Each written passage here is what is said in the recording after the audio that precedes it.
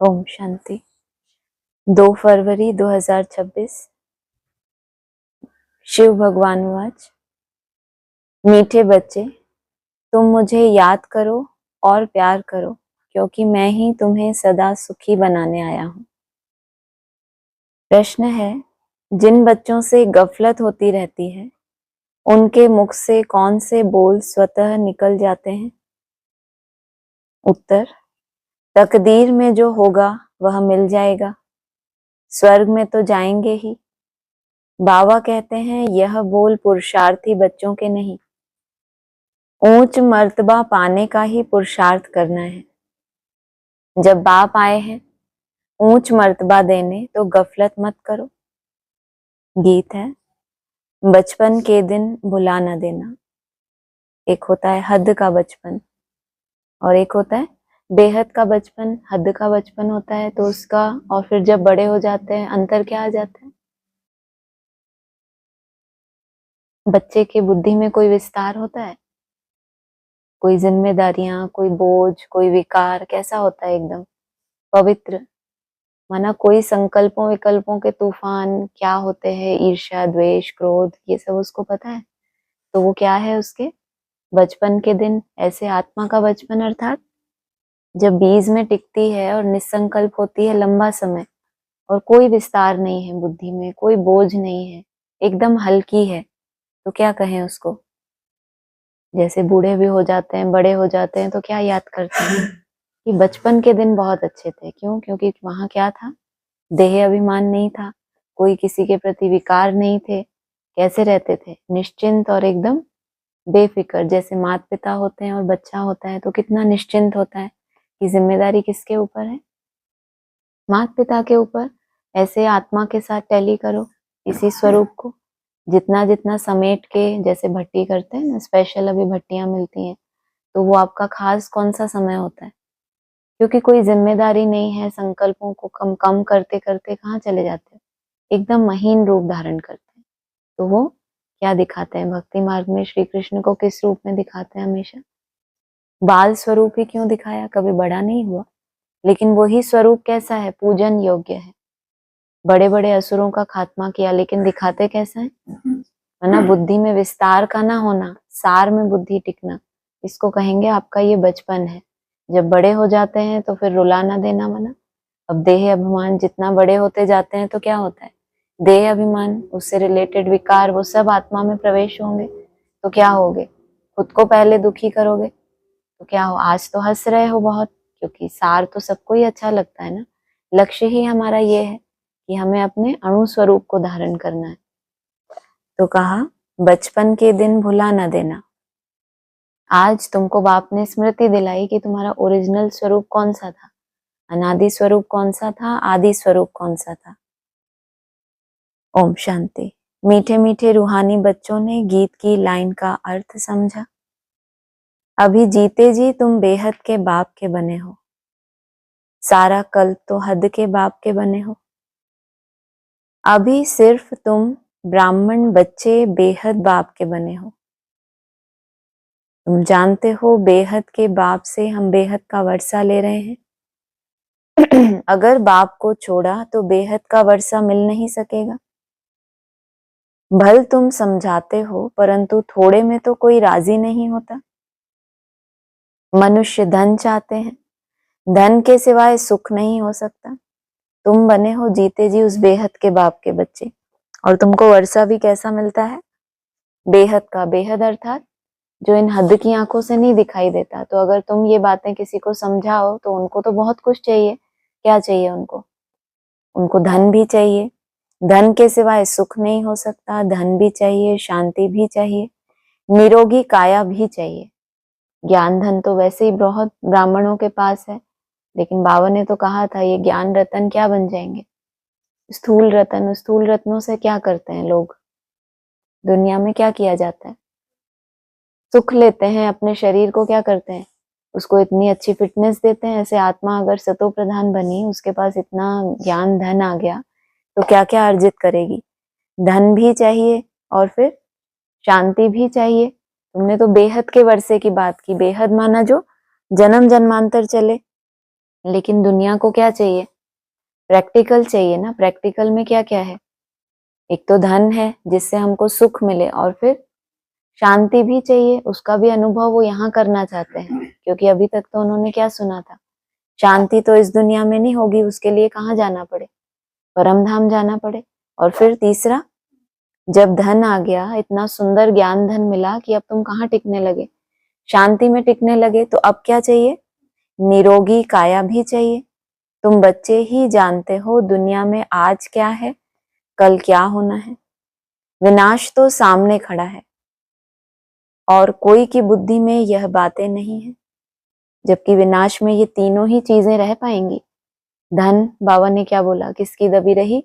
धूल में। चार अंजाम बताए है ना।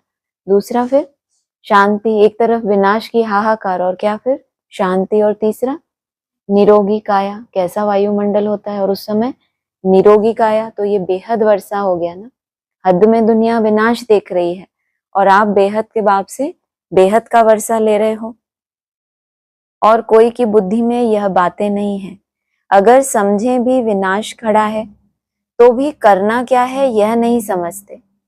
इतनी बड़ी बात है। ब्राह्मण इस चीज को कितना अच्छे से समझते हैं कि विनाश सामने खड़ा है, लेकिन फिर भी करना क्या है वो समझते ही नहीं। बाबा ने कहा है दुनिया को मौत दिखाने से पहले क्या करो, अपनी मृत्यु को सामने रखो। तुमको अपनी डेट का पता है कि कब ये शरीर छूट जाए। तो बाबा ने कहा करना क्या है यह नहीं समझते। तुम बच्चे समझते हो कभी भी लड़ाई लग सकती है। थोड़ी चिंगारी लगी तो भंबट मच जाने में देरी नहीं लगेगी। बच्चे जानते हैं यह पुरानी दुनिया खत्म हुई की हुई, इसीलिए अब जल्दी ही बाप से वर्षा लेना है। बाप को सदैव याद करते रहेंगे तो बहुत हर्षित रहेंगे। देह अभिमान में आने से बाप को भूल दुख उठाते हो। जितना बाप को याद करेंगे उतना बेहद के बाप से सुख उठाएंगे। माना वो सागर तो है शांति का भी और सुख का भी सागर है, लेकिन तुम जितना सदैव का अभ्यास करेंगे उतना क्या होगा? हर्षित। हर्षित कौन रहते हैं? बिना कारण से हर्षित कोई रहता है इस दुनिया में? बचपन के समय में नहीं होते बच्चे, तो बाबा कहते हैं हंसते भी रहते हैं, रोते भी रहते हैं। पिछले जन्मों की प्रारब्ध साथ लाए हैं ना। तो अगर बहुत सुंदर कर्म किए हैं तो कैसे रहेंगे? हर्षित रहेंगे ना। और जितना जितना देह अभिमान में है तो क्या होगा? दुख उठाते रहते हैं। जितना बाप को याद करेंगे उतना बेहद के बाप से सुख उठाएंगे। यहाँ तुम आए ही हो ऐसा लक्ष्मी नारायण बनने, राजा रानी का और प्रजा का नौकर चाकर बनना। इसमें बहुत फर्क है ना। अभी का पुरुषार्थ फिर कल्प कल्पांतर के लिए कायम हो जाता है। पिछाड़ी में सबको साक्षात्कार होगा। हमने कितना पुरुषार्थ किया है। अब भी बाप कहते हैं अपनी अवस्था को देखते रहो। पिछाड़ी में तो सबको ही साक्षात्कार होगा, तभी तुमने अपनी चेकिंग की, या अब तो हो ही गया साक्षात्कार, तो कुछ चेंज कर सकते हैं। बाबा ने कहा तुम अपनी अवस्था को, अब भी बाप कहते हैं अपनी अवस्था को देखते रहो। मीठे ते मीठा बाबा जिससे स्वर्ग का वर्षा मिलता है, उनको हम कितना याद करते हैं। तुम्हारा सारा मदार ही याद पर है। जितना याद करेंगे उतना खुशी भी रहेगी। समझेंगे अब नजदीक आकर पहुंचे हैं। कोई थक भी जाते हैं, पता नहीं मंजिल कितना दूर है। पहुंचे तो मेहनत भी सफल हो। यात्रा वो भी कर रहे हैं और यात्रा तुम भी कर रहे हो। तुम्हारे लिए क्या बताया? अरे क्या बताया अभी? जितना तुम याद करते हो तुमको खुशी रहेगी। क्या समझेंगे कि अब हम नजदीक आकर पहुंचे हैं। कहाँ किन्हीं को मंजिल अपनी नजदीक दिखाई दे। कोई यात्रा कर रहे हैं लेकिन थक गए हैं, तो वो उनका संकल्प क्या है पता नहीं और कितना दूर है। मंजिल मिले तो समझें कि हमारी मेहनत भी सफल हो। अभी जिस मंजिल पर तुम जा रहे हो दुनिया नहीं जानती। दुनिया को यह भी पता नहीं कि भगवान किसको कहा जाता है। कहते भी हैं भगवान, फिर कह देते हैं ठिक्कर भीतर में है। अभी तुम बच्चे जानते हो हम बाप के बन चुके हैं। अब बाप की ही मत पर चलना है। भल विलायत में हो वहां रहते भी सिर्फ बाप को याद करना है, तुमको श्रीमत मिलती है। आत्मा तमो प्रधान से सतो प्रधान सिवाय याद के हो न सके। तुम कहते हो बाबा हम आपसे पूरा वर्षा लेंगे, जैसे हमारे मम्मा बाबा वर्षा लेते हैं, हम भी पुरुषार्थ कर उनकी गद्दी पर जरूर बैठेंगे। मम्मा बाबा राज राजेश्वरी बनते हैं तो हम भी बनेंगे। इम्तिहान तो सबके लिए एक ही है। तुमको बहुत थोड़ा सिखाया जाता है, सिर्फ बाप को याद करो। सोचो, एक ही सबके लिए इम्तिहान है और तुमको क्या दिया गया? कितना लंबा पढ़ाई होती है स्कूल में, कितना लंबा चौड़ा सिलेबस। कोई विशेष बच्चे हों और टीचर उनको क्या दे दे, सार रूप का दे दे प्रश्न पत्र की इसको अभ्यास कर लो, तुम क्या हो जाओगे, पास हो जाओगे। तो बाबा ने क्या कहा, इम्तिहान तो सबके लिए एक है, तुमको बहुत थोड़ा सिखाया जाता है, सिर्फ बाप को याद करो। इसको कहा जाता है सहज राजयोग बल। तुम समझते हो योग से बहुत बल मिलता है, और ज्ञान का क्या बताया, इतना विस्तार है ज्ञान का, सागर को भी क्या बनाओ, स्याही बनाओ तो जटाएं कैसी हो जाती हैं ज्ञान की, उलझी हुई रहती हैं या सुलझ जाती हैं, क्योंकि योग बल नहीं है। तो सन्यासी क्या करते हैं, कितनी जटाएं रखते हैं, किस लिए कि इतना ज्ञान है कि क्या करें उसको, तो ओवर हो रहा है वो, उसको दिखाने के लिए क्या रखें, लंबी लंबी जटाएं। और तुमको बाबा क्या कह रहे हैं, तुमको बहुत थोड़ा सिखाया जाता है, इसको कहा जाता है सहज राजयोग बल। तुम समझते हो योग से बहुत बल मिलता है, समझते हैं हम कोई विकर्म करेंगे तो सजा बहुत खाएंगे। दोनों ही बातें हैं, योग से बल भी बहुत मिलता है, फिर अगर तुम कोई विकर्म करेंगे तो सजा भी बहुत खाएंगे, पद भ्रष्ट हो पड़ेंगे, याद में ही माया विघ्न डालती है। गाया जाता है सतगुरु निंदक ठौर न पाए, वह तो कहते हैं गुरु का निंदक। निराकार का किसको पता नहीं, गाया भी जाता है भक्तों को फल देने वाला है भगवान। साधु संत आदि सब भक्त हैं, भक्त ही गंगा स्नान करने जाते हैं, भक्त भक्तों को फल थोड़े ही देंगे। भक्त भक्तों को फल दें तो फिर भगवान को याद क्यों करें, यह है ही भक्ति मार्ग। सब भक्त हैं, भक्तों को फल देने वाला है भगवान। ऐसे नहीं कि जास्ती भक्ति करने वाले थोड़ी भक्ति करने वाले को फल देंगे, नहीं, भक्ति माना भक्ति। रचना को कैसे वर्षा देंगे, वर्षा रचयिता से ही मिलता है। इस समय सब हैं भक्त, जब ज्ञान मिलता है तो फिर भक्ति खुद ब खुद छूट जाती है। ऐसी कौन सी समझ मिलती है, बाप रूहानी बच्चों से बात करते हैं, अपने बच्चों को समझाते हैं, इतना सारा भक्ति की बातें बता दी और फिर क्या कह दिया, अभी सब क्या है, भक्त। फिर जब ज्ञान मिलता है तो क्या होता है, भक्ति खुद ब खुद छूट जाती है, क्योंकि भावनाओं के आधार से चलना क्या होता जाता है, बंद होता जाता है। बीज में टिकने के पुरुषार्थ शुरू करते हैं, यात्रा शुरू करते हैं, मंजिल दिखाई देती है कि मुझे कितने घंटे तक पहुंचना है, तो फिर भावनाओं में बह के अपना टाइम वेस्ट करेंगे, खुद ब खुद ही क्या हो गया, लक्ष्य इतना ऊंचा ले लिया तो भक्ति फिर छूट जाती है, ज्ञान जिंदाबाद हो जाता है। ज्ञान बिगड़ सदगति कैसे होगी, सब अपना हिसाब किताब चुकतू कर चले जाते हैं। भक्ति का संस्कार है तो बाबा ने क्या बताया, शरीर छोड़ना पड़ेगा, और ज्ञान के लिए क्या बोला, जब भक्ति खुद ब खुद छूट गई तो ज्ञान क्या होगा, जिंदाबाद होगा। आत्मा तो है ही क्या अमर, लेकिन शरीर से भी क्या होंगे, जीते जी उस दुनिया में ट्रांसफर होंगे। सब अपना हिसाब किताब चुकतू कर चले जाते हैं। सो अब तुम बच्चे जानते हो विनाश सामने खड़ा है, उसके पहले पुरुषार्थ कर बाप से पूरा वर्षा लेना है। तुम जानते हो हम पावन दुनिया में जा रहे हैं, जो ब्राह्मण बनेंगे वही निमित्त बनेंगे। ब्रह्मा मुख वंशावली ब्राह्मण बनने के बगैर तुम बाप से वर्षा ले नहीं सकते। कल क्या बताया था, पहले पहले देवता धर्म, पहले ब्राह्मणों को रचता हूँ, फिर उन ब्राह्मणों के लिए भी कौन चाहिए, प्रजापिता ब्रह्मा चाहिए, और आपस में क्या हो, भाई बहनों, ऐसे तो ब्रह्मा कुमार कुमारियां ढेर के ढेर हैं, उसमें कोई कच्चे हैं, कोई पक्के हैं, कोई 99% पावन बनते हैं और कोई 10%। बाप बच्चों को रचते ही हैं वर्षा देने के लिए। शिव बाबा के तो हम हैं ही। शिव बाबा के तो क्या है, 500 करोड़ 700 करोड़ भी क्या है, शिव बाबा के बच्चे हैं ही। तुमको खास किस लिए रचते हैं? वर्षा देने के लिए। सृष्टि रचते हैं बच्चों को वर्षा देने के लिए। शरीरधारी को ही वर्षा देंगे ना। आत्माएं तो ऊपर में रहती हैं, वहां तो वर्षे व प्रालब्ध की बात ही नहीं। तुम अभी पुरुषार्थ कर प्रालब्ध ले रहे हो।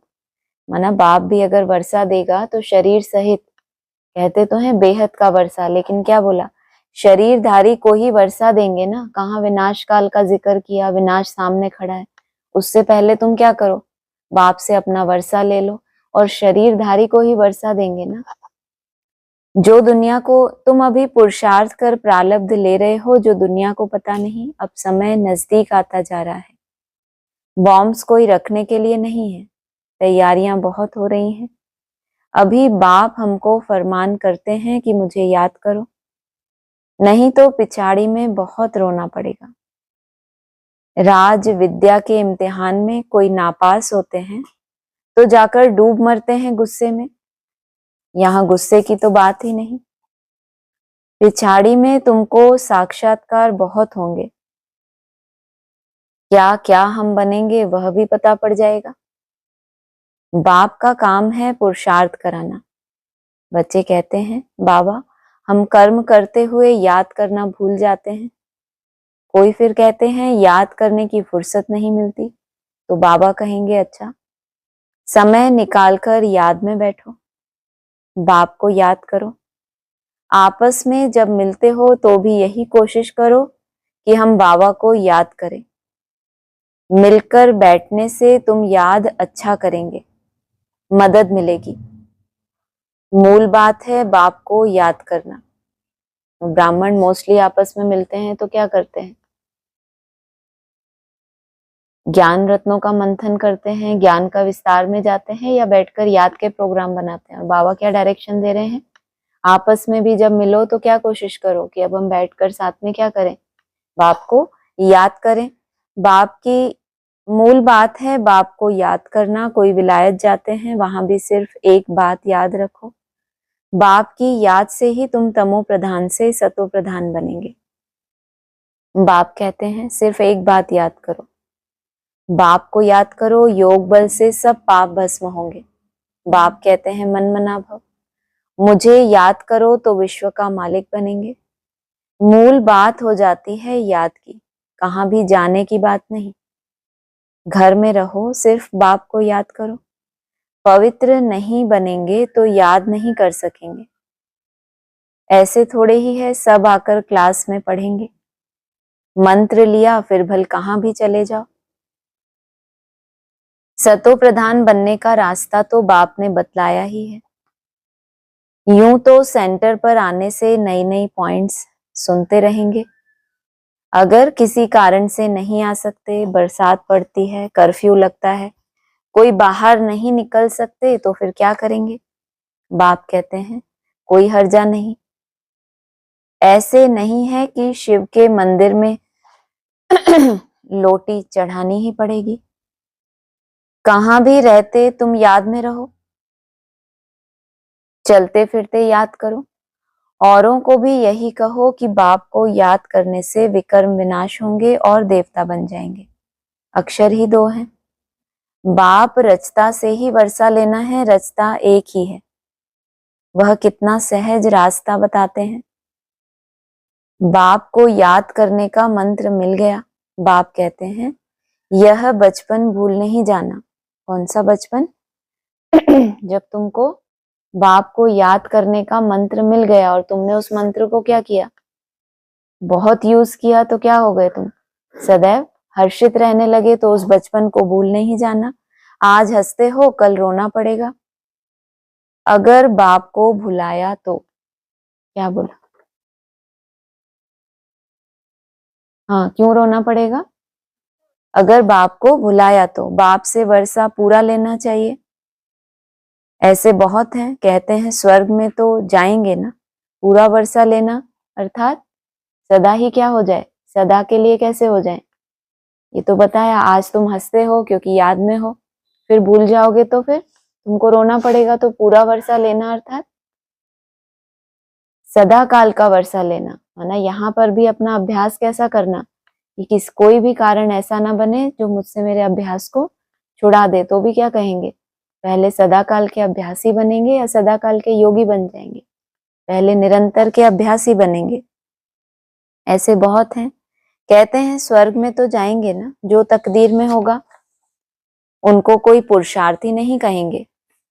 जो ड्रामा को आगे रख दे कि इतना सुंदर समझ मिल गई, स्वस्थिति का परिचय मिल गया, बोला ना मंत्र मिल गया, लेकिन उसके बाद भी क्या बोला अगर उस मंत्र को सदा यूज नहीं करेंगे तो आज हंसते हैं कल रोना पड़ेगा। फिर क्या कहेंगे कि जो तकदीर में होगा वो मिल जाएगा। मनुष्य पुरुषार्थ करते ही हैं ऊंच मर्तबा पाने के लिए। अब जबकि बाप से ऊंच मर्तबा मिलता है तो गफलत क्यों करनी चाहिए। स्कूल में जो नहीं पढ़ेंगे तो पढ़े के आगे भरी ढोनी पड़ेगी। बाप को पूरा याद नहीं करेंगे तो प्रजा में नौकर चाकर जाकर बनेंगे। इसमें खुश थोड़े ही होना चाहिए। बच्चे सन्मुख रिफ्रेश होकर जाते हैं, कई बांधेलियां हैं, हर्जा नहीं। घर बैठे बाप को याद करती रहो। इतना समझाते हैं, मौत सामने खड़ा है, अचानक ही लड़ाई शुरू हो जाएगी। देखने में आता है लड़ाई जैसे कि छिड़ी की छिड़ी, रेडियो से भी सारा मालूम पड़ जाता है। कहते हैं थोड़ा भी गड़बड़ किया तो हम ऐसा करेंगे, पहले से ही कह देते हैं। बॉम्ब्स की मगरूरी बहुत है। बाप भी कहते हैं बच्चे अर्जुन योग बल में तो होशियार नहीं हुए हैं, लड़ाई लग जाए ऐसा ड्रामा अनुसार होगा ही नहीं। कितनी भी वो अपनी बॉम्ब्स की मगरूरी दिखाएं तो भी क्या कहा, बच्चे अर्जुन अभी योग बल में क्या है, कुछ ना कुछ कमी है। लड़ाई लग जाए ऐसे ड्रामा अनुसार होगा ही नहीं। योग बल में होशियार नहीं हुए हैं। सोचो होशियार कहाँ होना पड़ता है, होशियारी की जरूरत कहाँ पड़ती है।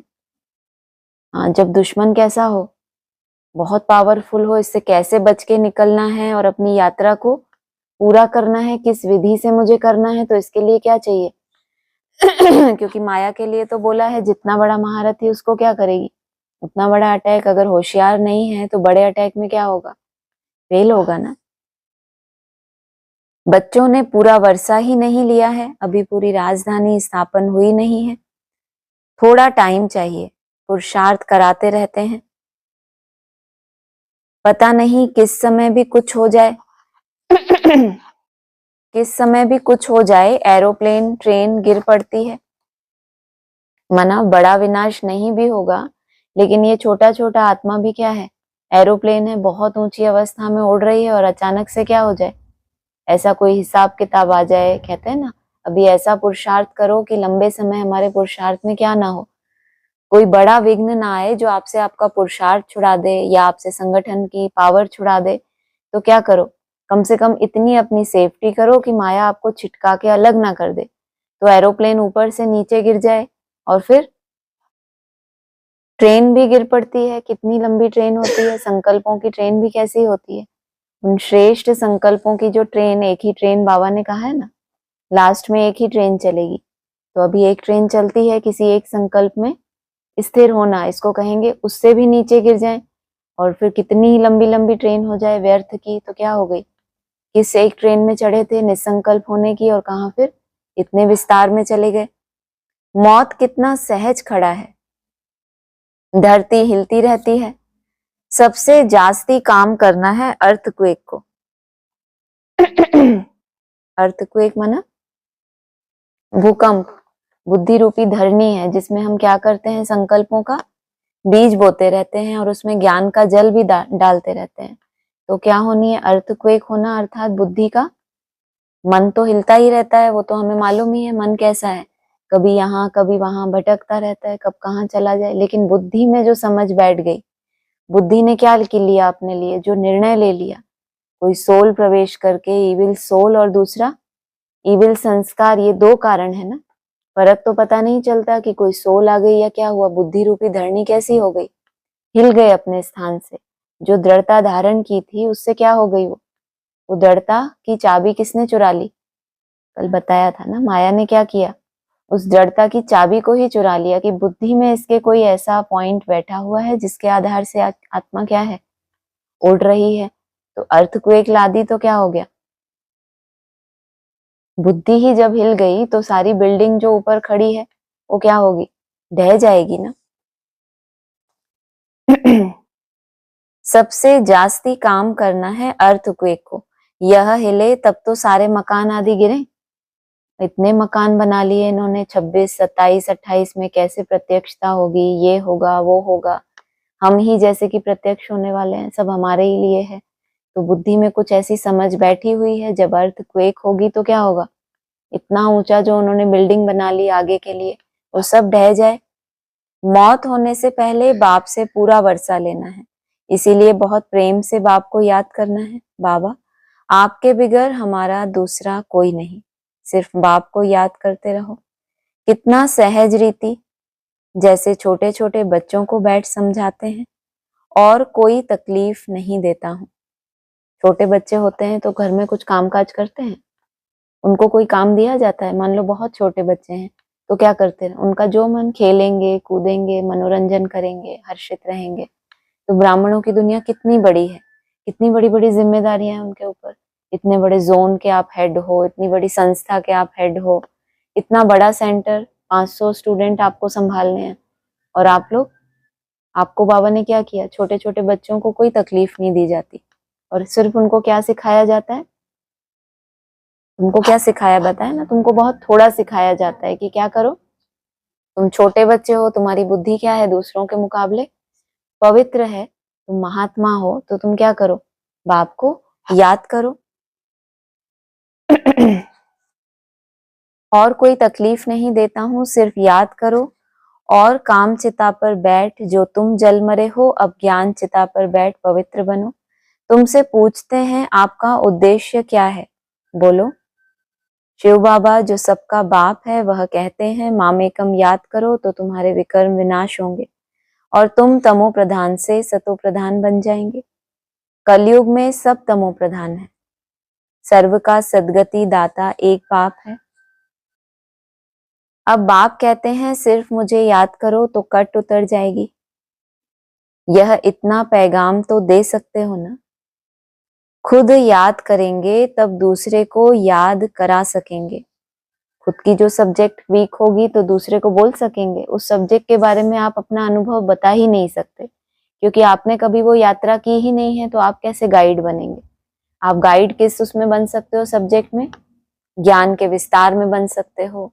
ढेर का ढेर डमरू आपकी बुद्धि में है, भविष्य की घोषणाएं आप कर सकते हो, और वो सब मकान क्या होने वाले हैं, ढह जाने वाले हैं। बाबा ने कहा ना 18 से भी बड़ी घोर अज्ञान की रात्रि कब होगी, 28 में, क्योंकि वो तो 50 वर्ष पूरे हो गए ना, तो 40 तक फिर भी चलो धैर्य रखा।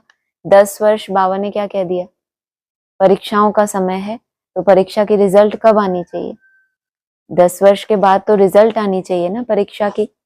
और बाबा क्या कह रहे हैं, खुद याद करेंगे तब दूसरे को याद करा सकेंगे। खुद याद करते होंगे तो दूसरे को रुचि से कहेंगे, नहीं तो दिल से नहीं निकलेगा। दिल से नहीं निकलेगा तो मुख से कभी दूसरों को ये रास्ता बता ही नहीं सकते। और मुरली क्या कह रही है कि सिर्फ ये इतना पैगाम तो दे दो कि विनाश सामने खड़ा है, मरने से पहले कुछ ना कुछ मरना तो है ही। बाकी बाप तो वर्षा देंगे, शरीरधारी तो चाहिए ना, पीछे क्या बोला, शरीरधारी को ही वर्षा देंगे ना। और इनको क्या बोल रहे हैं, मरने से पहले तुम बाप से वर्षा तो ले लो, संस्कार तो ले जाओ आत्मा में। याद होती क्या है, उसमें क्या अनुभूतियां हैं, कुछ तो अनुभव हो जाए। बाप समझाते हैं कहाँ भी हो, जितना हो सके सिर्फ याद करो, जो मिले उनको यही शिक्षा दो, मौत सामने खड़ा है। बाप कहते हैं तुम सब तमो प्रधान पतित बन पड़े हो, अब मुझे याद करो, पवित्र बनो। आत्मा ही पतित बनी है, सतयुग में होती है पावन आत्मा। बाप कहते हैं याद से ही आत्मा पावन बनेगी और कोई उपाय नहीं।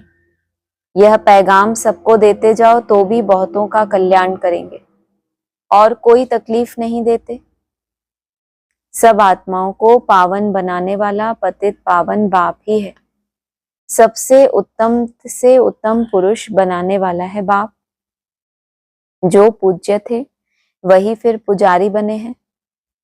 रावण राज्य में हम पुजारी बने हैं, राम राज्य में पूज्य थे। अब रावण राज्य का अंत है, हम पुजारी से फिर पूज्य बनते हैं। पुजारी बनना अर्थात किसी को अपने से श्रेष्ठ समझना और उसकी क्या करना, उसकी महिमा करना, महिमा मंडन करना कि ये शायद हमको क्या मिल जाए। लक्ष्य तो क्या था तब भी, पुजारी जब बने ब्रॉड ड्रामा में भी, तो भी क्या चाहते थे,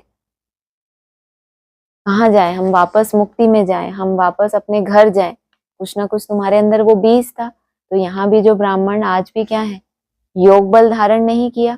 पहले कभी राम राज्य में थे, राम बाप को पहचाना था, और अभी पुजारी बन पड़े हैं। लेकिन फिर भी इच्छा क्या है कि वापस अपने उसी ओरिजिनल स्वरूप में जाएं। राम राज्य में पूजते, अभी रावण राज्य का अंत है। हम पुजारी से फिर पूज्य बनते हैं बाप को याद करने से। आगे चल के क्या बोला है, मंदिर मस्जिद गिरजाघर ये सब क्या हो जाएंगे, चलने लग पड़ेंगे। माना इनमें जो पुजारी जा रहे हैं, है ना, कितने कितने तरह धक्के खाते रहते हैं। अब भगवान यहाँ आ गया, अब भगवान यहाँ आ गया, तो क्या होगा। अभी तो फिर भी कुछ ना कुछ सोल वोल का इतना प्रभाव है कि क्या हो रहा है, भावनाओं की पूर्ति कहीं ना कहीं से हो रही है। आगे चल के क्या होगा, जो वहां मूर्ति बैठी है, जब उसके अंदर ही अर्थक्वेक आ गई, उसकी ही भविष्यवाणियां क्या हो गई, झूठी सिद्ध हो गई, तो जो बैठे हैं वहां उनका क्या होगा, तो इनकी तो गद्दियां ही हिलने लग पड़ेंगी। तो अर्थक्वेक में क्या होगा, सब चलने लग पड़ेंगे। जब किसी की कोई आस्था पूरी नहीं होगी तो क्या करेंगे, फिर एक भगवान को ढूंढेंगे और विनाश काल भी सामने होगा। तो बाप को याद करने से औरों को भी रास्ता बताना है, बूढ़ियों को भी सर्विस करनी चाहिए, मित्र संबंधियों को भी संदेश दो। सत्संग मंदिर आदि भी अनेक प्रकार के हैं, तुम्हारा तो है एक प्रकार, सिर्फ बाप का परिचय देना है। एक प्रकार क्यों है, सत अर्थात बताया था बाबा ने उस दिन भी, सत्संग अर्थात सत्य कौन है, शिव। वो तो शिव के मंदिर में जाते रहते हैं, लेकिन सत्य शिव है कौन, मैं जो हूं जैसा हूं, उस बाप को तो जाना ही नहीं। तो एक्चुअल में तुम्हारा है एक प्रकार का सत्संग, क्योंकि उसमें कोई भटकाव नहीं है। वो जो है जैसा है तुमने समझा, और तुम जो हो, पहले बोला ना, कल भी पॉइंट आया था कि पहले खुद को जान जाए, तब तो फिर परमात्मा को जान जाए। कुछ ना कुछ सेल्फ रियलाइजेशन, मैं आत्मा हूँ, उस पॉइंट ऑफ लाइट को जाने, टिके, उसके अंदर की गंदगी को निकाले, तब तो वो परमात्मा जो एवर प्योर है उसके नजदीक पहुंचे। तो कहा तुम्हारा तो है एक प्रकार, सिर्फ बाप का परिचय देना है। शिव बाबा कहते हैं मामेकम याद करो तो तुम स्वर्ग का मालिक बनेंगे। निराकार शिव बाबा, सर्व का सदगति दाता बाबा आत्माओं को कहते हैं मुझे याद करो तो तुम तमो प्रधान से सतो प्रधान बन जाएंगे। यह तो सहज है ना समझाना, बूढ़ियां भी सर्विस कर सकती हैं, मूल बात ही यह है। शादी मुरादी पर कहाँ भी जाओ कान में यह बात सुनाओ, गीता का भगवान कहते हैं मुझे याद करो। इस बात को सभी पसंद करेंगे, जास्ती बोलने की दरकार नहीं है, सिर्फ बाप का पैगाम देना है कि बाप कहते हैं मुझे याद करो। अच्छा ऐसे समझो भगवान प्रेरणा करते हैं, स्वप्न में साक्षात्कार होते हैं, आवाज सुनने में आता है कि बाप कहते हैं मुझे याद करो तो तुम तमो प्रधान से सतो प्रधान बन जाएंगे। तुम खुद भी सिर्फ यह चिंतन करते रहो तो बेड़ा पार हो जाएगा। हम प्रैक्टिकल में बेहद के बाप के बने हैं, है बेहद का बाप, बेहद माना हद से परे, और फिर शब्द क्या लगा दिया, प्रैक्टिकल में तुम उस बेहद के बाप के बने हो, और बाप से 21 जन्मों का वर्षा ले रहे हो, तो खुशी रहनी चाहिए। बाप को भूलने से ही तकलीफ होती है। बाप कितना सहज बतलाते हैं। ऐसे भी ब्राह्मण हैं जो कभी बाप को बाबा क्या कहते हैं 1-2 मिनट भी याद ही नहीं करते, सारा दिन किस में लगे रहते हैं, अपने ही धंधा दौरी में लगे रहते हैं। और कोई बच्चे कैसे हैं जो बाप को भूलने से इनको क्या होता है, तकलीफ होती है कि हम भूलें क्यों, हम भूल कैसे गए। कम याद किया तो भी क्या होती है, तकलीफ होती है। और वो तो भूले ही हुए हैं, तो जो भी तकलीफें आ रही हैं जीवन में, बाधाएं आ रही हैं पुरुषार्थ में, किस कारण से? क्योंकि जितना पुरुषार्थ कर सकते हैं उतना नहीं कर रहे, तो तकलीफें आती रहती हैं। बाप कितना सहज बतलाते हैं, अपने को आत्मा समझ, बाप को याद करो तो आत्मा सतो प्रधान बन जाएगी। सब समझेंगे, इन्हों को रास्ता तो बरोबर राइट मिला है, यह रास्ता कभी कोई बता ना सके। अगर वह कहें शिव बाबा को याद करो, तो फिर साधुओं आदि के पास कौन जाएंगे? समय ऐसा होगा जो तुम घर से बाहर भी नहीं निकल सकेंगे। जो दूसरे अपनी सत्ता कायम कर रहे हैं ब्राह्मणों की दुनिया में, अगर वो अपने फॉलोअर्स को क्या कहें कि बस और कुछ नहीं करना, कोई ज्ञान की दरकार नहीं है, क्या करो, बाबा को याद करो, तो उनको कोई पूछेगा? ज्ञान के बारे में बताएंगे, ढेर का ढेर विस्तार बताएंगे, तब तो लोग उनके पास भागेंगे कि ये कुछ नया सुनाते हैं। तो क्या कर रहे हैं, शिव बाबा के दिए हुए ज्ञान से अपनी क्या कर रहे हैं, हाँ, खुद महिमा लूट रहे हैं ना। अगर वो सीधा उनको बाप से जोड़ दे, सीधा कनेक्शन कि आप कहीं भी हो बस इतने घंटे याद करो, यहाँ आने की दरकार नहीं है, कहाँ भी रहो, तो क्या होगा उससे? अरे उनकी तो दुकान कैसे चलेगी फिर? उनके पास क्यों जाएंगे? जब बाबा को ही याद करना है तो आप साइड में रहो, तो वो साइड में हो ही नहीं सकते, क्या करते? और ही उनको तो क्या चाहिए? बाबा कहते हैं ना, मुसलमान होते हैं तो क्या संकल्प रहता है उनका, कब ये बाप बूढ़ा हो, ये मरे तो क्या हो, हमें हमें गद्दी मिले। हाँ, तो फिर क्या होगा? इनके अंदर वो जिज्ञासा होगी कि भले बाप है या नहीं है, आप सिर्फ बाप को याद करो, आपका कल्याण हो जाएगा। कभी कह सकते हैं? इनके मुख से निकलेगा ही नहीं। फिर इन साधुओं आदि के पास कौन जाएंगे? समय ऐसा होगा जो तुम घर से बाहर भी नहीं निकल सकेंगे। सोचो, अगर ऐसी ट्रेनिंग दी होती कि क्या करो, हमारा आधार ना लो, उससे जुड़ो, तो कभी भी रहकर किसी भी परिस्थिति में क्या रहते, सेफ रहते, आगे चल के घर से बाहर भी नहीं निकल सकेंगे। जिन साधु संतों के पैर धोकर पीते थे, अब उनसे भी कनेक्शन नहीं हुआ तो क्या होगा? कोई कल्याण हुआ क्या? बाप को याद करते करते शरीर छोड़ देंगे, अंतकाल जो शिव बाबा सिमरे। अगर तुम्हारी ये प्रैक्टिस हो गई कहाँ भी रह के याद करने की, और साकार देहधारियों में नहीं तुम फंस रहे, तो तुम क्या होगा, शरीर भी अगर छूट गया विनाश काल में, तो भी तुम्हारी ट्रेनिंग कैसी हो गई है मन बुद्धि की, कि याद करते करते ही तुम शरीर छोड़ देंगे। अंतकाल जो शिव बाबा सिमरे, सो फिर नारायण योनि वल वल उतरे। लक्ष्मी नारायण की डिनाइस्टी में आएंगे ना, एक बार नहीं, हर जन्म में कहाँ होंगे, उसी डिनाइस्टी में होंगे। घड़ी घड़ी राजाई पद पाएंगे। ये कभी सुना आज तक? तुमको राजाई मिलेगी 21 जन्मों की, लेकिन वलवल शब्द लगाया और फिर घड़ी घड़ी तुम राजाई पद पाएंगे। बस सिर्फ बाप को याद करो और प्यार करो। याद बिगर प्यार कैसे करेंगे? सुख मिलता है तब प्यार किया जाता है, दुख देने वाले को प्यार नहीं किया जाता। बाप कहते हैं, मैं तुमको स्वर्ग का मालिक बनाता हूँ, इसीलिए मुझे प्यार करो। जिसको दुनिया में सुख कहा जाता है दैहिक, वो सब बाप तुमको क्या करते हैं, उन सबसे पार लेके जाते हैं। देह से भी पार, देह के सुखों से भी पार। कौन से सुख में ले जाते हैं? भले उस अतीन्द्रिय सुख का उतना अनुभव भी नहीं है, लेकिन क्या कहा, जिससे सुख मिलता है तब उसको क्या किया जाता है, प्यार किया जाता है। और तुमको महसूस तो होता है कि इंद्रियों के सुख से हमें कहाँ ले जाया जा रहा है, दूर। लेकिन अतीन्द्रिय सुख भी अभी पूरा पूरा नहीं है, लेकिन फिर भी इतना प्यार क्यों है कि इंद्रियों के सुख से दूर जाएं? क्यों? क्योंकि आत्मा को अपनी उस ओरिजिनल, अपना जो बचपन है, जो उसकी सतो प्रधान स्टेज थी, जो वो कल्प कल्प बनी है, वो उसकी स्मृति में है कि उसमें कितना सुख था। सबको क्यों नहीं टेस्ट आता? आपके यहाँ की रूपरेखा किसी को बताओ, खान पान रहन सहन, तो उसमें शारीरिक कुछ भी उनको ऐसा लगेगा, कितनी तकलीफ। बाबा कहते हैं बाप तुमको कोई तकलीफ नहीं देते, तुमको महसूस भी नहीं होती, क्योंकि तुम क्या हो, तुम अपने को आत्मा समझकर चलते हो ना। जिसने कभी अपने को आत्मा समझा ही नहीं, ब्राह्मण जीवन की ही मौजें ली हैं, उनको यहाँ भर्ती कर लो तो कैसा भासेगा? सुख मिलता है तब प्यार किया जाता है, तो कहेंगे इनका बाप से प्यार है। इन सुखों के आधार से उनको उन संस्थाओं में रह रहे हैं, बस जैसे दुनिया रह रही है अपनी अपनी दुनिया में। तो कहा बाप की मत पर चलना चाहिए ना। अच्छा, मीठे मीठे सिकी लदे बच्चों प्रति माता पिता बाप दादा का याद प्यार गुड मॉर्निंग। रूहानी बाप की रूहानी बच्चों को नमस्ते, रूहानी बच्चों की रूहानी बाप दादा को नमस्ते। धारणा के लिए सार है, खुशी में रहने के लिए याद की मेहनत करनी है।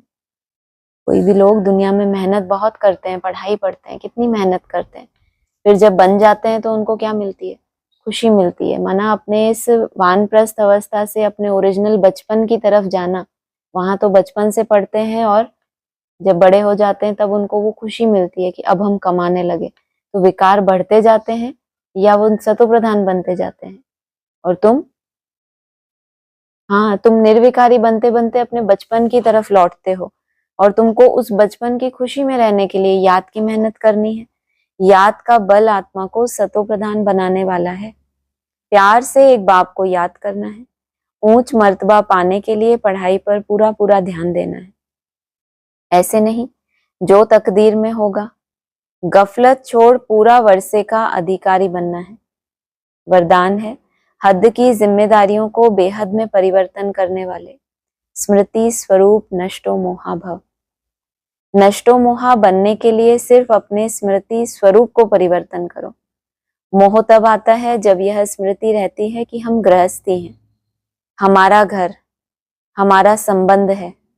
अब इस हद की जिम्मेदारी को बेहद की जिम्मेवारी में परिवर्तन कर दो। बेहद की जिम्मेवारी निभाएंगे तो हद की स्वतः पूरी हो जाएगी। बोझ कब आता है, मोह कब आता है? जब समझते हैं कि ये कुछ हमारा है, या तो खुद से मोह होता है तो देह को अपना समझते हैं। तो ये देह कब साथ छोड़ देगी? आपको बताएगी कि कल मैं जाने वाली हूँ आपको छोड़ के, इन्फॉर्म करेगी। तो जो हमारा होता है वो हमारे प्रति कैसा होना चाहिए? वफादार होना चाहिए ना। उसको तो हर बात क्या होनी चाहिए। और हमारी ये देह ही हमसे इतनी पराई है कि वो हमसे बता के नहीं विदाई लेगी। और हम समझें कि कोई संबंधी हमारे अनुकूल चले, कोई, और जो भी स्थितियां परिस्थितियां बन रही हैं, जो भी हिसाब किताब सामने आ रहे हैं, ये नहीं होना चाहिए और ऐसा नहीं होना चाहिए, इनको ऐसा नहीं करना चाहिए, तो फिर क्या होता है? मोह होता है ना। तो क्यों? क्योंकि समझा हुआ है कि हमारा घर है, हमारा संबंध है। कभी गहराई से चिंतन करें तो पता है ये शरीर आज है कल नहीं है। तो हमारा कैसे हुआ? सिर्फ मैं कौन हूं, बाबा ने पहली स्मृति ये दिलाई। अब इस हद की जिम्मेवारी को बेहद की जिम्मेवारी में परिवर्तन कर दो। बेहद की जिम्मेवारी अर्थात क्या है? बेहद की जिम्मेवारी क्या है? बेहद की जिम्मेदारी, हाँ हाँ, देखिए जिम्मेदारी क्या है, क्यों याद करना? आत्मा को सतो प्रधान बनाना। माना ये शरीर तो कब तक है, इसने तो, इसका तो कोई भरोसा नहीं, ठीक। लेकिन क्या है हमारे पास? जब तक ये शरीर है, इस आत्मा के लिए कितनी हम कमाई कर लें, आत्मा में वो संस्कार धारण हो जाए जो संस्कारों मुझे चाहिए, जो बाप ने आकर मुझे अपने ओरिजिनल स्वरूप का परिचय दिया। बाप ने परिचय दिया और मैंने अपने उस ओरिजिनल स्टेज को टच ही नहीं कर पाया। तो वो अनुभूति सिर्फ एक ही बार, ये कहते हैं ना बाबा, बैंक खुलती है जहां से आप क्या कर सकते हो, जितना चाहे अपना जमा कर सकते हो। और कल्प कल्पांतर फिर ये बैंक क्या करेगी? आपको रिटर्न करेगी, कभी फेल होने वाली नहीं है।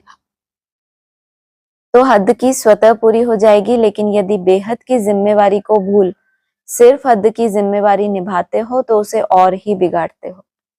कर्म और योग का बैलेंस बताया ना। हम कर्म योग को क्यों डाउन हो जाता है, हम कहते हैं ये जिम्मेदारी वो जिम्मेदारी, क्योंकि प्रायोरिटी की बात है ना। आपने प्रेफरेंस किसको दिया है कि ये इतना सारा ये आ गया, लेकिन याद किससे करना है? मन बुद्धि से करना है ना। आपके पास कई तरह की विधियां हैं, बहुत ज्यादा बिजी हैं, उस समय भी ऐसी विधि है। बाबा तो इतना तक कह देते हैं कि कितना भी कोई बिजी है, अगर उसको प्यास लगती है तो 5 सेकंड निकाल के पानी पिएगा कि नहीं पिएगा? तो इतना सेकंड निकाल के डिटैच हो जाओ। तो बाबा यहाँ इसको भी मान्यता देते हैं, 5-10 सेकंड को भी क्या करते हैं? महत्व देते हैं। सिर्फ हद की जिम्मेवारी निभाते हो तो उसे और ही बिगाड़ते हो। जितना तुम उसमें हद की जिम्मेवारी में घुसोगे और बेहद को भूल रहे हो, अपने चार्ट को क्या कर रहे हो, अवॉइड कर रहे हो, तो क्या होगा उससे? और ज्यादा उलझाएंगी वो परिस्थितियां तुम्हें, जिनको तुम लग रहे हो बस थोड़ा सा 1-2 दिन इसको सॉल्व कर लूं फिर तो मुझे बहुत अच्छा करना है। 1-2 दिन में वो क्या होगा? और विकराल रूप धारण करेगा। वह फर्ज मोह का मर्ज हो जाता है। इसीलिए अपने स्मृति स्वरूप को परिवर्तन कर नष्टो मोहा बनो। स्लोगन है, ऐसी तीव्र उड़ान भरो जो बातें रूपी बादल सेकंड में क्रॉस हो जाएं। अव्यक्त इशारे हैं, किसी भी कार्य की सफलता की दो श्रेष्ठ भुजाएं हैं, आपसी विश्वास और एकता। जहां संगठित रूप में सभी की एक मत है, आपस में एक दो के प्रति विश्वास है, वहां सफलता गले का हार है।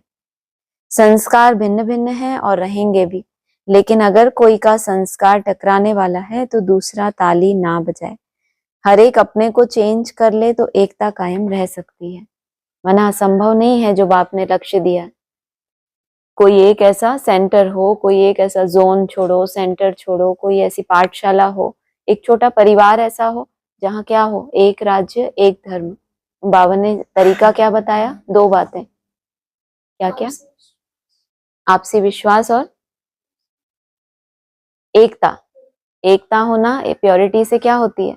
यूनिटी होती है। एकता होगी माना सब एक ही चीज में लगे हुए हैं, खुद की चेकिंग करना।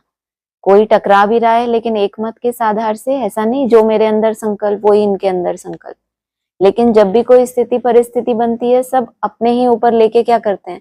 अपनी चेकिंग करते हैं। तो क्या है, सब स्व के ऊपर काम कर रहे हैं ना, तो एकता कायम रह सकती है। कब? जब हर एक अपने को चेंज कर ले। और संस्कार कैसा बताया? संस्कार भिन्न भिन्न हैं और रहेंगे भी, लेकिन अगर सब अपने ही संस्कारों को चेंज करने की मेहनत करें तो इसको क्या कहेंगे? एक मत। अच्छा, ओम शांति।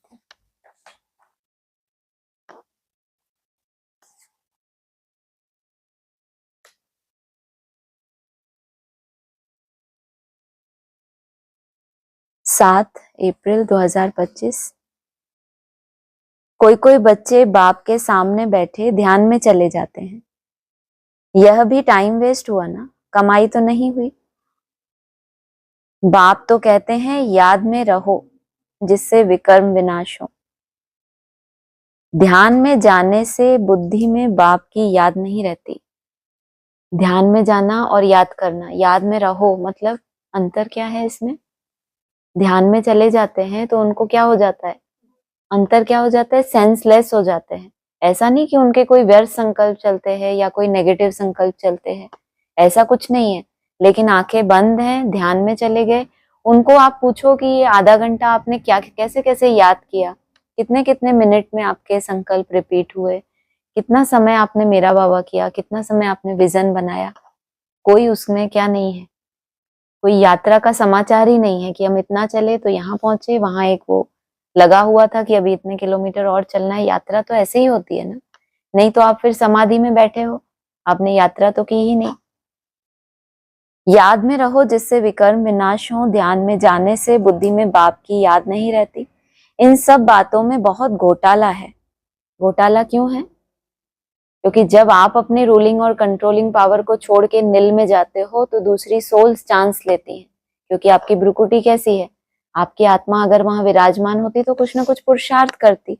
आपने यथार्थ पुरुषार्थ को जाना है कि ऐसे ऐसे पॉइंट ऑफ लाइट इमर्ज हो, किसी एक संकल्प में मुझे टिके रहना है और टाइम भी समझते रहना है कि अभी कितना समय हुआ मुझे। और अगर ये नहीं है तो क्या होगा? घोटाला पड़ जाता है। तुमको तो आंखें बंद भी नहीं करनी, याद में बैठना है ना। आंख खोलने से डरना नहीं चाहिए, आंखें खुली हो, बुद्धि में माशूक ही याद हो। आंखें बंद करके बैठना यह कायदा नहीं है। अच्छा लगता है, बहुतों का अनुभव होता है कि जब आंखें बंद कर लेते हैं तो बहुत अच्छी याद आती है। कायरता है, बाबा क्या कहते हैं इसको? आंखें बंद करके बैठना माना ये निडरपना तो नहीं हुआ कि जिसको देखेंगे फिर क्या होगा उसकी याद आएगी। बाप कहते हैं याद में बैठो, ऐसे थोड़े ही कहते हैं आंखें बंद करो। आंख बंद कर कांध नीचे कर बैठेंगे तो बाबा कैसे देखेंगे? आंखें कभी बंद नहीं करनी चाहिए। बाबा ने तो उल्टा क्या बोला आंखों के लिए? जब तुम क्या हो जाएंगे, योग में परिपक्व होंगे तो क्या होगा? तुम्हारे नेत्र एक टक हो जाएंगे। तुम्हें आंखें बंद तो छोड़ो, तुमके पलकें झपकने की भी दरकार नहीं रहेगी, इतना एक टक हो जाएंगे। और आंखें बंद तो फिर कभी करनी ही नहीं चाहिए। आंख बंद हो जाती है तो कुछ दाल में काला होगा। करते नहीं हो तुम चाहते नहीं हो कि क्या हो जाए, आंख बंद हो जाए। लेकिन अगर हो जाती है तो क्या समझना चाहिए? उस दिन मुरली का महावाक्य याद करो, श्रीमत पर चलते रहें तो क्या होगा? कभी भी याद ही नहीं रखना। पॉइंट तो याद रख सकते हैं ना, झुटके खाते खाते भी, तो क्या हुआ? पॉइंट याद नहीं रख सकते? क्या बोला? आंखें बंद नहीं करना। क्या? कैसे नहीं करें? बंद हो जाती हैं, बोला तो। आंखें बंद हो जाती हैं, करते थोड़ी हैं हम। तो क्या है? हाँ, दाल में कुछ काला है ना, बाबा ने बोला दाल में कुछ काला है। तो मुरली में उस दिन आया था, श्रीमत पर सदैव चलते रहें तो क्या हो? कभी भी झुटका आ नहीं सकता। दाल में कुछ काला होगा और कोई को याद करते होंगे, ये पक्का समझो। इसमें क्या बुराई बात है कि अरे हम किसी और को याद करते हैं? इंटेंशनली थोड़ी करते हो, लेकिन मन बुद्धि में अभी वो समझ नहीं आई है, वो अभी चेतना थोड़ी आई है कि मेरा तो एक बाप दूसरा ना कोई ऐसा है कोई। क्या हो जाए? बाबा तो मानते ही नहीं सन्यास को, जब तक कोई सब तरह के संकल्पों का क्या नहीं किया। इन संकल्पों की तो बात छोड़ो, ये जो हवा की तरह बैकग्राउंड में चलते रहते हैं, ये तो चलो बाद में इनको देखा जाएगा। जिन संकल्पों को आप क्या होते हो, ढील दी हुई है, जिस तरह की आपकी सोच है, जिस तरह की जो भी, चाहे ज्ञान के संकल्प हो, कि कोई अपने तरह का ज्ञान होता है किसी की बुद्धि में, त्याग नहीं कर पाते, सरेंडर नहीं कर पाते कि नहीं बस बहुत हो गया ये ज्ञान का, वो चलती ही रहती है अपने तरह की। तो जब तक बाबा मानते ही नहीं, तो अगर आंख बंद होती है तो निशानी क्या है कि जरूर किसी और को याद करते होंगे। 8-4-25 का है। गाया भी जाता है आत्माएं परमात्मा अलग रहे बहुकाल। ऐसे नहीं कहा जाता कि नदियां और सागर अलग रहे बहुकाल। बड़ी बड़ी नदियां तो सागर से मिली रहती हैं। यह भी बच्चे जानते हैं नदी सागर की बच्ची है। कितना कंट्रास्ट है बच्चे में, और रचयिता कौन है? सागर। सागर का जल कैसा होता है? खारा जल होता है। नदियां बच्ची किसकी हैं? और नदियों के किनारे ही क्या बोला बाबा ने, तुम्हारी नई दुनिया कहाँ होगी? मीठी नदियों के किनारे। और नदियां भी रचना किसकी है? सागर से ही निकली हुई है। लेकिन ज्ञान सागर तो क्या है? कितना विशाल है। उसमें क्या है? जो पार्ट मिला हुआ है डमरू बजाने का, और तुम भी कहाँ से निकले? निकले तुम भी वहीं से, लेकिन तुम्हारे अंदर क्या भरा? मुरली की तान आई या डमरू की अगड़म बगड़म आई? तो बच्चियां भी किसकी रचना है? बड़ी बड़ी नदियां तो सागर से मिली रहती हैं, जबकि नमकीन है तो दूर रहना चाहिए कि हमारा पानी भी कैसा ना हो जाए, खारा ना हो जाए, लेकिन मिली ही रहती हैं। सोचो निकली भी कहाँ से है? तो जहां से निकली हैं तो सागर का स्वरूप जो ऊपरी स्वरूप है, जो लहरों वाला है, जो नमकीन है, वो किसके लिए है? विनाशकारियों के लिए, जिनसे बाप को क्या करना है? रुद्र ज्ञान यज्ञ नाम रखा कि रौद्र रूप धारण करके इनसे क्या करना है? विनाश कराना है। और तुम्हारे लिए क्या कहते हैं? विकारों की सारी नमकीन निकल जाती है, क्योंकि तुम्हारा जल ऊंची स्टेज में जाता है। सागर से, योग अग्नि से क्या होता है? वो जल भाप का स्वरूप धारण करके ऊंची स्टेज में गया, और फिर बादलों ने क्या किया? फिर वो वर्षा की, तो उसमें से सारी नमकीन निकल जाती है। नदी सागर की बच्ची है, सागर से पानी निकलता है, बादलों द्वारा फिर बरसात पड़ती है पहाड़ों पर, और पहाड़ों से ही किसका ओरिजिन हुआ? नदियों का ओरिजिन हुआ। बच्चियां किसकी हैं? सागर से, क्योंकि बादलों ने जल कहाँ से लिया? देखो नेचर की जो एक रूपरेखा बनी हुई है, उसको बेहद में टैली करते हैं। ज्ञान सागर है, नीचे दिख रहा है सबको कि हाँ भाई सागर है, इसमें क्या है? फरुखाबादी नमकीन का बाबा कहते थे ना, बहुत फेमस होता है। तो आया किस लिए? कोई कोई की विकारों की नमकीन ही निकल गई। क्यों? क्योंकि ऊंची स्टेज में थे, उन्होंने उसी सागर से वो जल को हप किया, लेकिन बीच में क्या था? फिल्टर लगा हुआ था, तो उनको कैसा पानी मिला? एकदम रिफाइंड पानी मिला। और फिर वो बरसात कहाँ आई? पहाड़ों के ऊपर। देवियों के मंदिर बनाते हैं, शिव के मंदिर बनाते हैं, तो कहाँ बनाते हैं? पहाड़ों के ऊपर। क्यों ऐसा? भक्त लोग कितने परेशान होते हैं, इतनी ऊपर थोड़ा नीचे नहीं रहे। कोई कोई होते हैं कहते हैं भाई थोड़ा ही नीचे रख लेते, वहां इतनी ऊपर। जितनी ऊंची स्टेज बनाई है, तो उन्होंने जल भी कहाँ से लिया? बरसात तो जमीन पर भी होती है ना, लेकिन नदियों का ओरिजिन कहाँ से हुआ? पहाड़ों से जो जल आया है, जो एकदम सतो प्रधान है, वहां से उनका ओरिजिन हुआ। फिर उन्होंने नीचे स्टेज पर आकर क्या किया है? कल्याण किया है, लेकिन ओरिजिन है पहाड़ों के ऊपर। फिर नदियां बन जाती हैं, तो सभी हो जाते हैं सागर के बच्चे और बच्चियां। इसमें कोई आवाज नहीं करना है। बाप ज्ञान का सागर है, आवाज थोड़े ही करते हैं। कितनी अजीब बात है, कितना अजीब पॉइंट है ये। इसमें कोई आवाज नहीं करना, बाप ज्ञान का सागर है। और मुरली में बार बार एक शब्द रिपीट करते हैं, बीज रूप होने के कारण बाप क्या है? ज्ञान का सागर है, नॉलेजफुल है। वो कारण बताया कि बीज रूप में अगर तुम भी हो तो तुम भी क्या बनोगे? मास्टर। सिर्फ भगवान का दिया हुआ मुरली पढ़ने से समझ बहुत अच्छी आ गई, तुम नॉलेजफुल नहीं हो। क्या कहा? आज जैसे गीत आया तो बाबा ने क्या कहा? मीठे मीठे रूहानी बच्चों ने क्या किया होगा? इसका अर्थ समझा होगा, वो समझ तुम्हारी बुद्धि में आई, तुम्हें किसी ने बताया नहीं। तो कहेंगे तुमने आवाज तो कोई नहीं की, तुम तो कहाँ टिक गए? तुम साइलेंस में टिक गए और गीत का अर्थ आ गया तुम्हारी बुद्धि में, तो क्या कहें? तुमने कोई आवाज किया क्या कि इसका अर्थ क्या है, कोई हमको बताओ, कोई इसको समझाओ तो हम समझें। तो इसमें कोई आवाज नहीं करना, बाप ज्ञान का सागर है। आवाज थोड़े ही करते हैं, इसलिए उनकी आवाज को सुनने के लिए भी क्या करना पड़े? तुम्हें आवाज से परे जाना पड़े, तब उसकी जो आवाज है वो सागर है ज्ञान का। लेकिन अपना क्वालिटी क्या बताई कि कोई भी आवाज नहीं करते। और तुम भी जब आवाज से परे जाओगे तब उसकी वो साइलेंस की भाषा समझ सकोगे। उनको कहा ही जाता है सुख शांति का सागर, तो सुनाने के लिए भी उनको शरीर चाहिए ना। भगवान की भाषा क्या है यह कोई जानते नहीं। क्या बताया? एक तो बोला मैं आवाज करता ही नहीं, इसीलिए तो कहा जो सुनाई ही नहीं दे रही बात उसको कोई कैसे समझे। तो भगवान की भाषा क्या है, कैसे साइलेंस में टिकते हैं, बीज रूप में टिकते हैं, और क्या होता है? ऑटोमेटिक वो इमर्ज होता जाता है। ऐसे तो नहीं बाबा सब भाषाओं में बोलेंगे नहीं, उनकी भाषा है ही हिंदी। हिंदी और एक दूसरा बाबा ने एक पॉइंट में बोला था कि वहां की भाषा कौन सी होगी। यहाँ तो हिंदू कह देते हैं खुद को, तो भाषा कौन सी कहते हैं? हिंदी भाषा। और वहां की भाषा का नाम क्या होना चाहिए? वो कुछ दिन पहले तो सुना था, आप लोगों ने ही पॉइंट्स निकाल के डाले हैं। भारतीय भाषा। वहां की भाषा कौन सी होनी चाहिए? भारत है ना फर्स्ट नेम, तो भाषा भी कौन सी चाहिए? भारतीय। तो हिंदी से भी क्या हो गई? हिंसा को तो दूर किया, तो हिंदी में समझाने लगे कि अब कोई हिंसा नहीं बची, क्योंकि उठाया हुआ था ना, क्या धनुष बाण उठाया था कि सबका खात्मा कर दे। अब कोई हिंसा ही नहीं बची, अयोध्या में पहुंच गए। और उससे भी ऊपर कभी युद्ध किया ही नहीं, कहाँ रहे? ज्ञान की रोशनी में ही लगे रहे, तो वो भारतीय भाषा हो गई आपकी। हाँ जी, ऑनलाइन किसी को कुछ बोलना है?